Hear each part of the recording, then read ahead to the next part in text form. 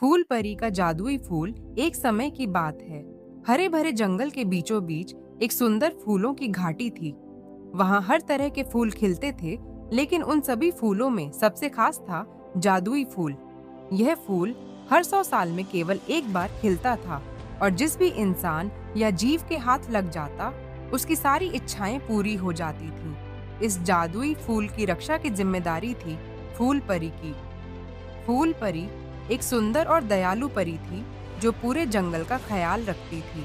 उसे पता था कि अगर यह फूल किसी गलत इंसान के हाथ लग गया तो वह इसका गलत इस्तेमाल कर सकता है। इसलिए वह हर समय फूल की सुरक्षा में लगी रहती थी। उसी राज्य में एक लालची राजा भी रहता था। उसे जब इस जादुई फूल के बारे में पता चला तो उसने सोचा, अगर मुझे यह फूल मिल जाए तो मैं अमर हो सकता हूँ और पूरे संसार पर राज कर सकता हूँ। उसने अपने सैनिकों को आदेश दिया कि किसी भी तरह से वह फूल लेकर आए। राजा के सैनिक जंगल में पहुंचे और फूल परी को ढूंढने लगे।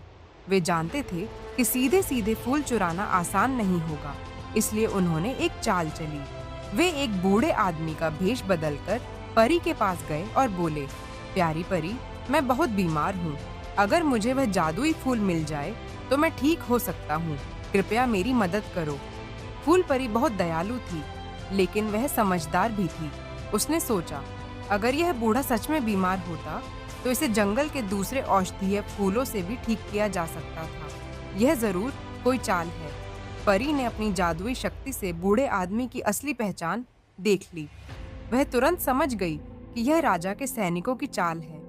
फूल परी ने अपनी छड़ी घुमाई और अचानक वहां तेज रोशनी फैल गई। जैसे ही रोशनी मिटी, राजा के सारे सैनिक बड़े बड़े पेड़ों में बदल चुके थे।